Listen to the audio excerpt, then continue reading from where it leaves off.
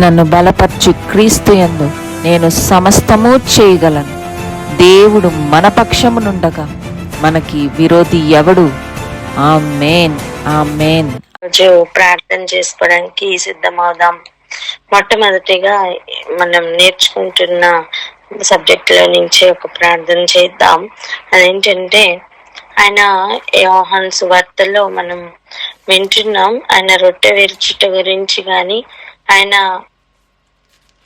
శరీరం తిని ఆయన రక్తం త్రాగడం గురించి కానీ చెప్తున్న సమయం, ఆయన ఆఖరిగా కూడా అలా చేస్తూ వారికి అందరికీ, శిష్యులందరికీ కూడా ఇచ్చిన ఆ సమయం, ఆయన ముఖ్యంగా వారికి అడుగుతున్నది ఒకరి ఎడల ఒకరు ప్రేమ కలిగి ఉండమని, కొత్త ఆజ్ఞ కూడా ఇస్తున్నానని అదే సమయంలో చెప్తూ, మీరు ఒకరిని ఒకరు ప్రేమించమని నేను కొత్త ఆజ్ఞ ఇస్తున్నానని చెప్పారు. సో ఆయనకి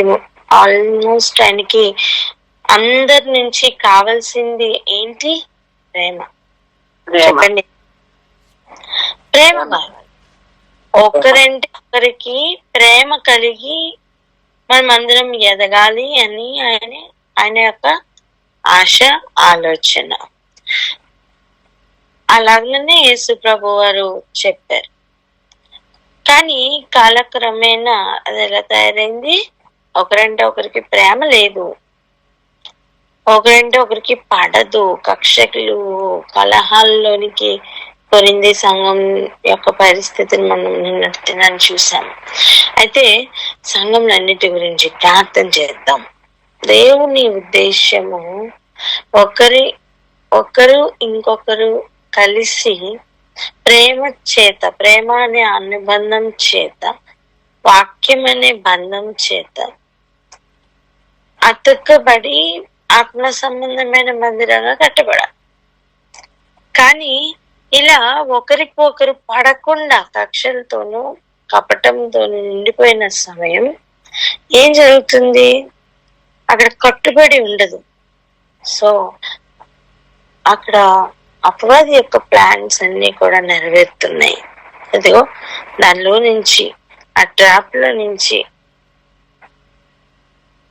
దేవుని బిడ్డలు బయటికి రావాలని, సంఘాలు విడుదల పొందాలని ప్రార్థన చేద్దాం. మొట్టమొదటిగా ఈ మాటనే ప్రార్థనగా మనం చేద్దాం. అనుకోండి ప్రార్థన. స్తోత్రం, స్తోత్రం, స్తోత్రం, స్తోత్రం. పరిశుద్ధ తండ్రి, నీ ఘనమైన నామానికి కృతజ్ఞతాస్తుతులు, స్తోత్రాల ప్రభా. నాయన నీకు స్తోత్రాల ప్రభా. క్రొత్త ఆజ్ఞగా కూడా ప్రభా నీకు స్తోత్రాలు.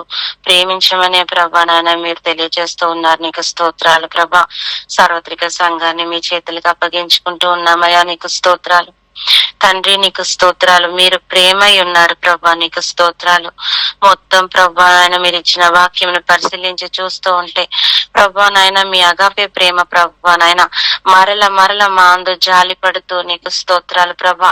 మరలా మేము మీ తట్టు తిరగాలని ప్రభా నాయన నీకు స్తోత్రాలు. పడిపోయిన ప్రతి పరిస్థితి నుండి లేవనెత్తి ప్రభా నీకు స్తోత్రాలు. మరలా మిమ్మల్ని ఫాలో చేయాలని మీరు కనిపెడుతూ ఉన్నారు ప్రభా, నీకు స్తోత్రాలు.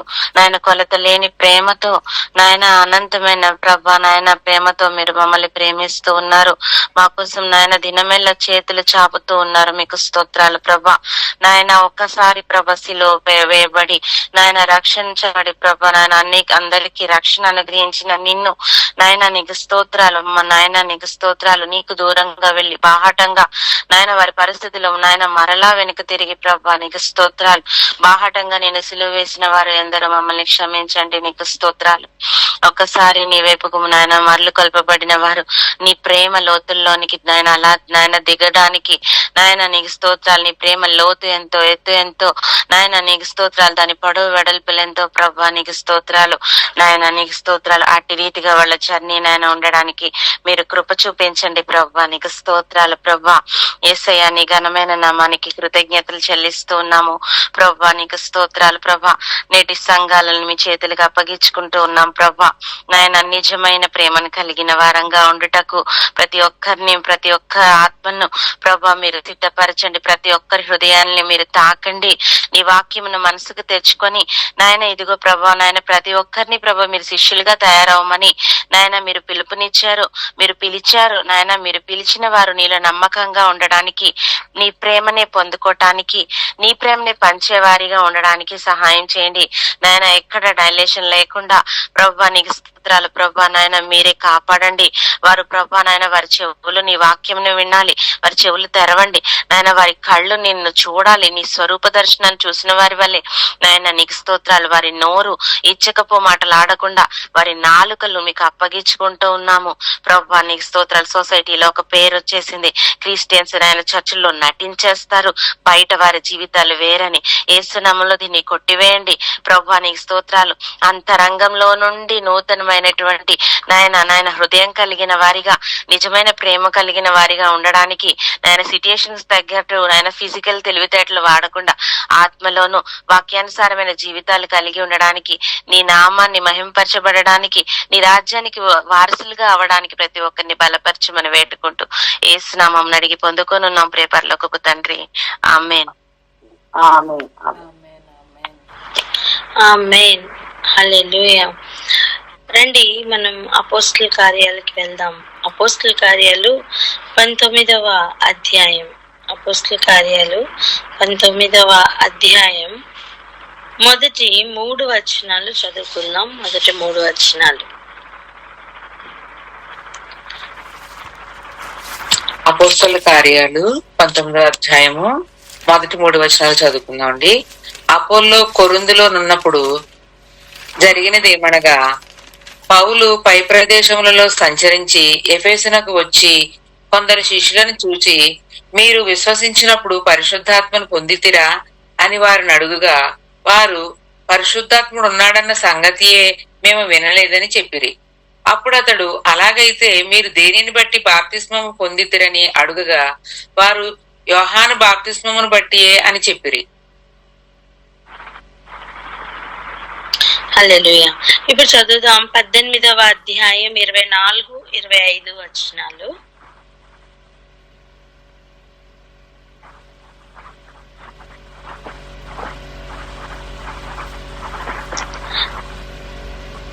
ఇవి కూడా చదవరా? 18వ అధ్యాయం 24, 25 వచనాలు. అపోస్తలుల కార్యములు 18వ అధ్యాయము 24, 25 వచనాలు. అలెగ్జాంద్రియ వాడైన అపోల్లో అను ఒక యూదుడు ఎఫెసునకు వచ్చెను. అతడు విద్వాంసుడును లేఖనముల యందు ప్రవీణుడై ఉండెను.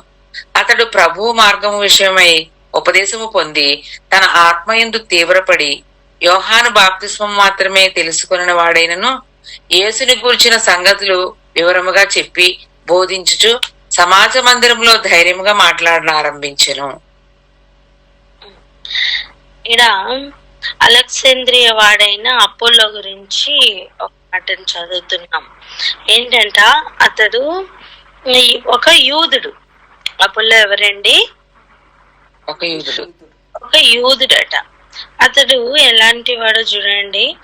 అతడు విద్వాంసుడు, అంటే చక్కగా ఎక్కువ చదువుకున్నవాడు, లేఖనంలో యందు ప్రావీణ్యుడును అయ్యుండెను.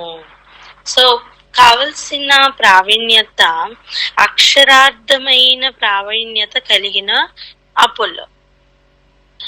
అటువంటి అపోల్లో కొరింథీలో ఉన్నప్పుడట ఏం జరిగిందట, పౌలు పై ప్రదేశంలో సంచరించి ఎఫెసుకి వచ్చాడట. ఇప్పుడు ఆ ఎఫెసులో ఉన్న పరిస్థితి చూడండి.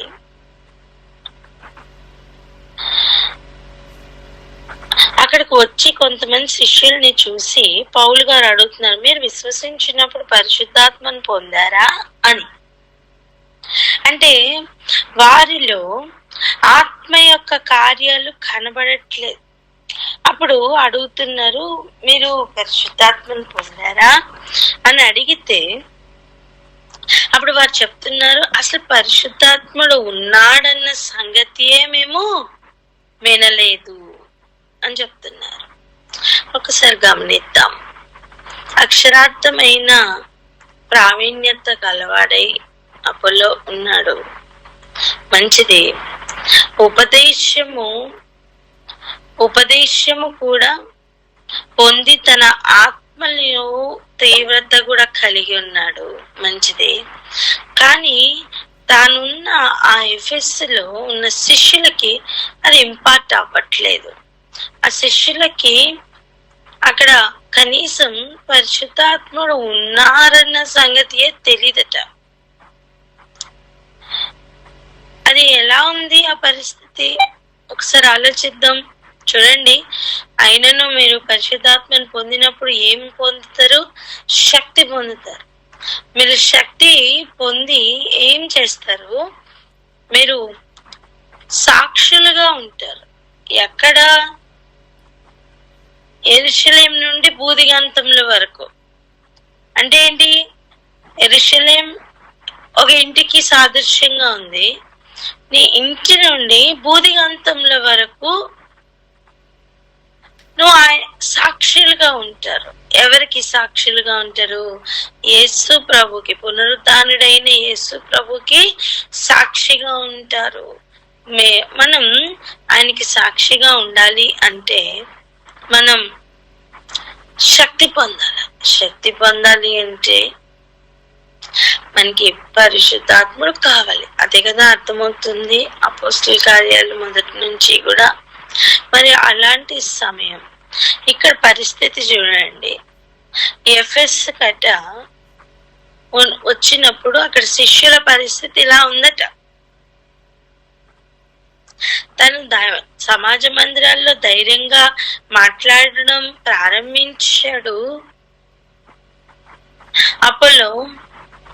కానీ తన దగ్గర ఉన్న శిష్యుల పరిస్థితి ఇలా ఉన్నట్టుగా పౌలు గారు గమనించారు. ఈరోజు సంఘాల పరిస్థితి కూడా ఇలాగే ఉన్నాయి. అక్షరార్థంగా విద్వాంసులు ప్రావీణ్యత గలవారై ఉంటున్నారు, కానీ శిష్యుల్ని తయారు చేసే క్రమంలో ఇది మిస్ అవుతున్నారు. ఆత్మ లేరు అని కొంతమంది, అసలు ప్రవక్తలు కూడా లేరని కొంతమంది. సంఘం యొక్క క్షేమాభివృద్ధి కొరకు ఈ 5 fold మినిస్ట్రీ ఉంటుంది అని చెప్పలేదా? చెప్పారు. కానీ ఒక్కొక్కరి డాక్ట్రిన్స్ ఒక్కొక్కలా ఉంటున్నాయి. ఈ డాక్ట్రిన్స్ ప్రాబ్లం మధ్యలో పరిశుద్ధాత్ముడు, ఆయన శక్తి, ఇవన్నీ కూడా గ్రహింపులోనికి రావట్లేదు.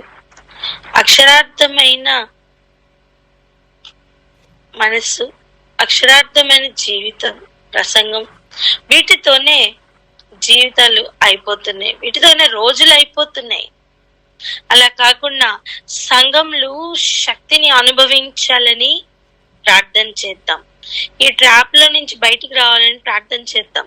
ఎఫెస్ సంఘం, ఎఫెస్ ప్రాంతమే ఇలాంటి ఒక ట్రాప్ లో ఉంటే నువ్వు నేను ఏ పాటి వారం? ఆది అపోస్తలుల కాలంలోనే ఇటువంటి పరిస్థితుల చుట్టూ ఉంటే మనం ఏ పాటి వారం? ప్రార్థన చేద్దాం, భారంతో ప్రార్థన చేద్దాం. ఒక సంఘం, ఒక పరిస్థితి మారాలని ప్రార్థన చేద్దాం. నిజంగా క్రీస్తుకు సాక్షులై ఉండినట్లుగా, మరి ఒక జీవపు డంబానికి సాక్షులై ఉండడానికి కాదు, మరి నేత్రాశ శరీరాశకి సాక్షులై ఉండడానికి కాదు, జీవించుచున్నది నేను కాదు ఇక క్రీస్తే అన్నట్లుగా, క్రీస్తు కొరకు సాక్షులై ఉండినట్లుగా ప్రార్థన అందుకోండి.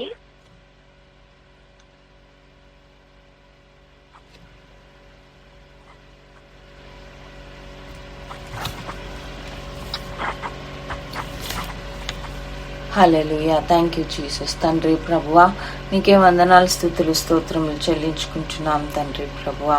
యేసయ్యా, నా తండ్రి ప్రభువా, యేసయ్యా, గొప్ప కార్యములు మీరు మాత్రమే చేయగలరని నా తండ్రి యేసయ్య మేము నమ్ముచున్నాం తండ్రి ప్రభువా. ఆది అపోస్తుల కాలం నుండి నా తండ్రి ప్రభువా, మీరు అనేక గొప్ప కార్యములు చేయించిన వారై ఉన్నారు నా తండ్రి ప్రభువా. తండ్రి మీ ఆత్మ చేతనే నా తండ్రి ఆ కార్యములు నా తండ్రి జరుగుతున్నవని మేము గ్రహించుచున్నామయ్యా. అటువంటి నా తండ్రి ప్రభువా యేసయ్య పరిస్థితుల్లో నా తండ్రి ప్రభువా అలెగ్జాంద్రియాకు చెందిన అపోలో నా తండ్రి ప్రభువా యేసురాజా తన శిష్యులను తయారు చేసుకున్నప్పుడు నా తండ్రి పరిశుద్ధ ఆత్మ అంటే తెలియని స్థితిలో ఉన్నారని నా తండ్రి ప్రభువా పౌలు గారు గుర్తించి ఉన్నారు. తండ్రి ప్రభువా యేసయ్య, నేడు కూడా నా తండ్రి యేసయ్య సంఘంలో నా తండ్రి ప్రభువా సార్వత్రిక సంఘంలో నా తండ్రి వారి వారి డాక్ట్రిన్స్ ని బట్టి నా తండ్రి ప్రభువా వారు ఆగిపోయిన స్థితిలో ఉన్నారని మేము గ్రహించుచున్నామయ్యా.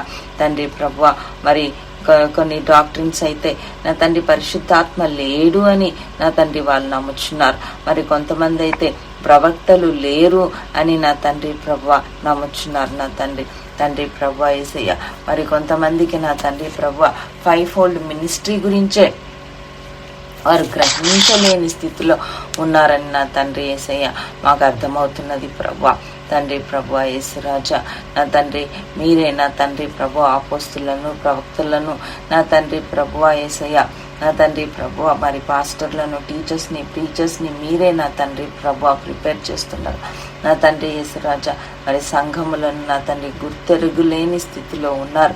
మరి పరిశుద్ధ ఆత్మ నా దేవుడా తండ్రి మిమ్మల్ని కూడా గుర్తుపట్టలేని స్థితిలో ఉన్నారు. అసలు పరిశుద్ధ ఆత్ముడే లేడు అని వాదించే సంఘములు ఎన్నో ఉన్నవయ్యా. తండ్రి ప్రభువా యేసయ్య తండ్రి పరిశుద్ధ ఆత్మ రిసీవ్ చేసుకుంటే నా తండ్రి వారి శక్తితో నింపబడతారు అన్న సత్యమును కూడా ఎరగలేని స్థితిలో ఉన్నారు ప్రభువా. తండ్రి యేసయ్య అటువంటి సార్వత్రిక సంఘముల కొరకు మేము ప్రార్థన చేయుచున్నాం. తండ్రి యేసయ్య ప్రతి సంఘంలో నా తండ్రి ప్రతి డాక్టరీని విడిచిపెట్టి సత్యమును గ్రహించిన వారుగా నా తండ్రి ప్రభువా యేసయ్య సత్య వాక్యమును బట్టి ముందుకు వెళ్ళటానికి సహాయం దయచేయండి ప్రభువా.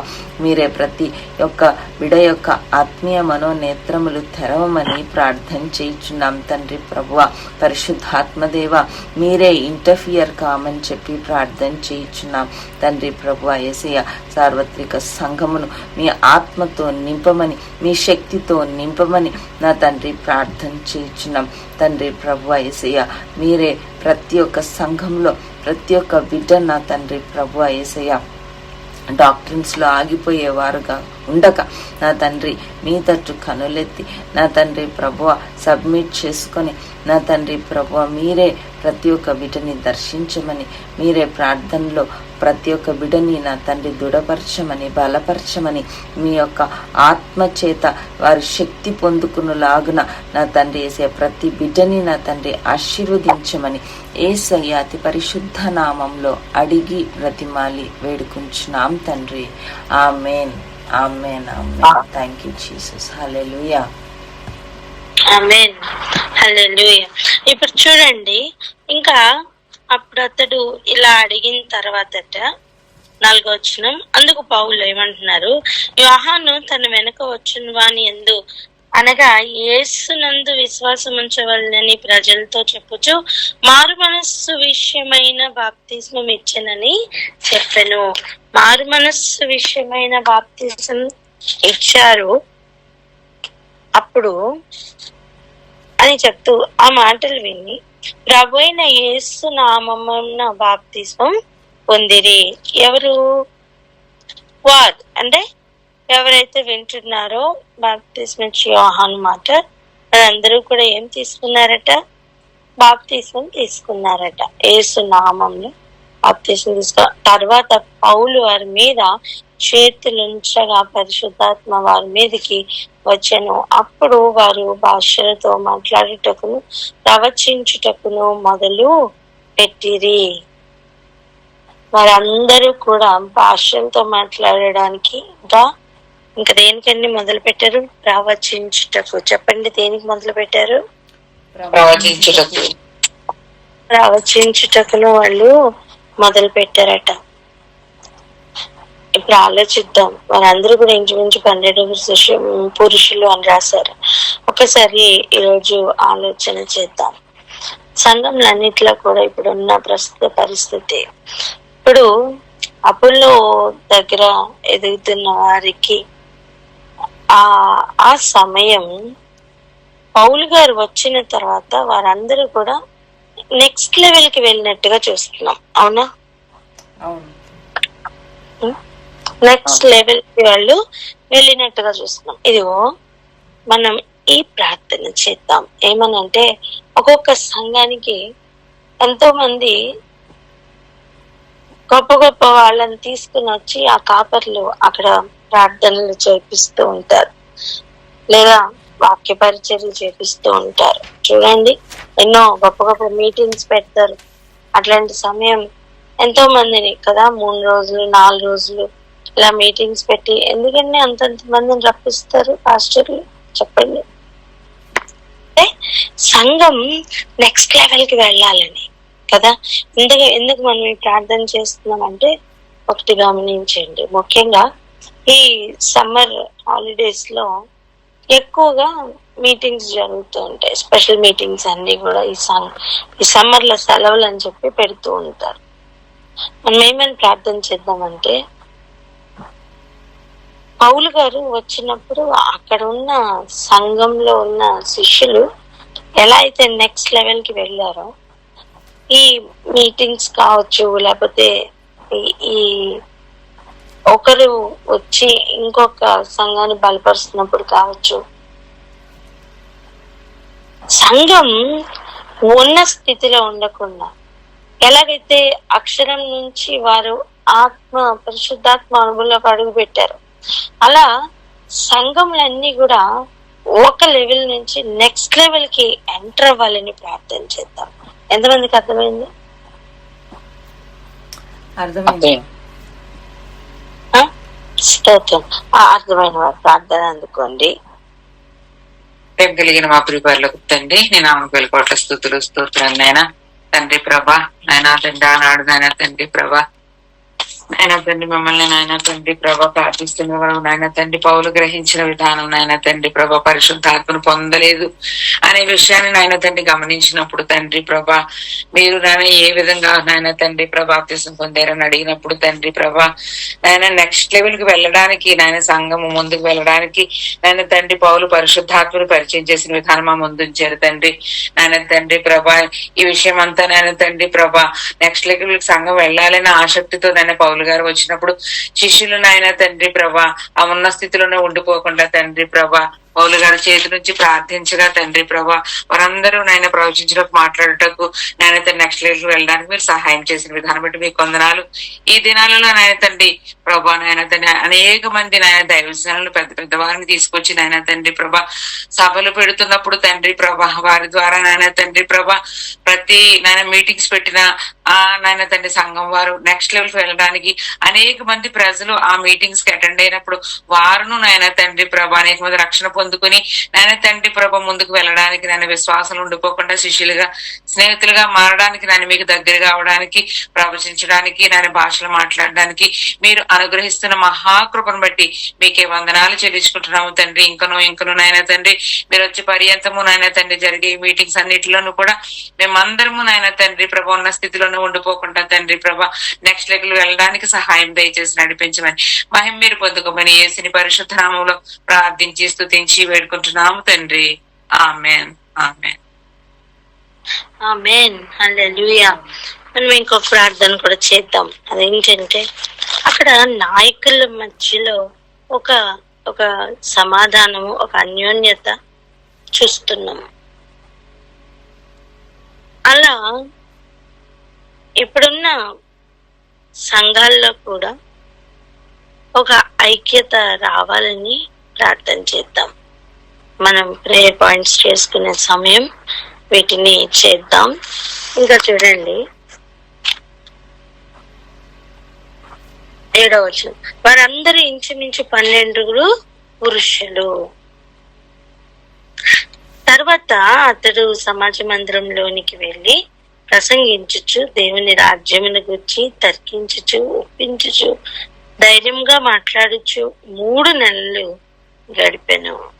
అయితే కొందరు కఠినపరచబడిన వారై ఒప్పుకొనక జనసమూహం ఎదుట ఈ మార్గంను దూషించుచున్నందున అతడు వారిని విడిచి శిష్యులను ప్రత్యేకపరచుకొని ప్రతిదినము